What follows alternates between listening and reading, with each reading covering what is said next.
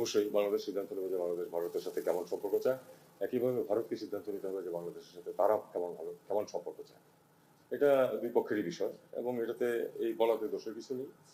আমার তো মনে হয় যে আমাদের খুব স্পষ্ট সিদ্ধান্ত আছে ব্যাপারে যে আমরা ভারতের সাথে গুড ওয়ার্কিং রিলেশন, এই শব্দটা আমরা ব্যবহার করি, আমরা সেটা চাই এবং on the basis of mutual respect and reciprocal interest, এটাই।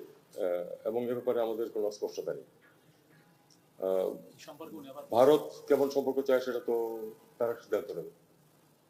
তবে উনি কিছু বলেছেন যে বাংলাদেশের বিভিন্ন জন আপত্তিকর সব কথাবার্তা বলছে সরকারের ভিতর থেকে, ভারত বিরোধী। আমি এটা নিয়ে কোনো মানে এটার ন্যায় অন্যায় উচিত অনুচিত বিচার করতে চাই না, কিন্তু আমার কথা হলো যে এরকম কথা আমাদের এখান থেকেও বলতেছে, ওনাদের ওখান থেকেও বলছে। ওনাদের মুখ্যমন্ত্রী তো এখানে পারলে ইউএন টিম পাঠায়, মানে ফোর্স পাঠায় দেয়, পিস কিপিং ফোর্স পাঠিয়ে দেন। ওনাদের একজন কেন্দ্রীয় মন্ত্রী অহরহ বাংলাদেশ বিরোধী বক্তব্য দিয়েছে। তো আমরা ঠিক আছে, এগুলি চলতে থাকবে ধরে নিয়েই তো আমরা চেষ্টা করতেছি যে সম্পর্ক ভালো করা যায় কিনা। কাজে আমাদের অবস্থাটা সেটাই যে আশপাশ থেকে দু চারজন কি বললো না বললো তাতে সেটাতে মনোযোগ না দিয়ে আমরা বরং আমাদের সম্পর্ক ভালো করার চেষ্টা করি। এবং সম্পর্ক ভালো করতে গেলে তো বরং আমাদের প্রাক্তন প্রধানমন্ত্রী যে ওখানে ভারতীয় আতিথেয়তা থেকে যে বিভিন্ন কথাবার্তা বলছেন, এগুলি তো আসলে ক্ষতিকর, সম্পর্কের জন্য ক্ষতিকর। ঠিক আছে, আমাদের অস্থিতিশীলতা বা এই ধরনের কিছুকে আমাদেরই সামাল দিতে হবে, কিন্তু বক্তব্য যে সেটাতে আগুনে ঘৃতাহুতি দিচ্ছে তো স্বীকৃত ব্যাপার, সবাই জানে এটা। একইভাবে ধরুন ভিসার ব্যাপার, ভিসা অ্যাবসলিউটলি তাদের অধিকার, যে কাউকে ভিসা না দিলে আমাদের কিছু বলার নেই। কিন্তু যখন ভিসা দেওয়া হচ্ছে না বা কমিয়ে দেওয়া হচ্ছে সাংঘাতিকভাবে, আমরা তো বিকল্প খুঁজে নেবই।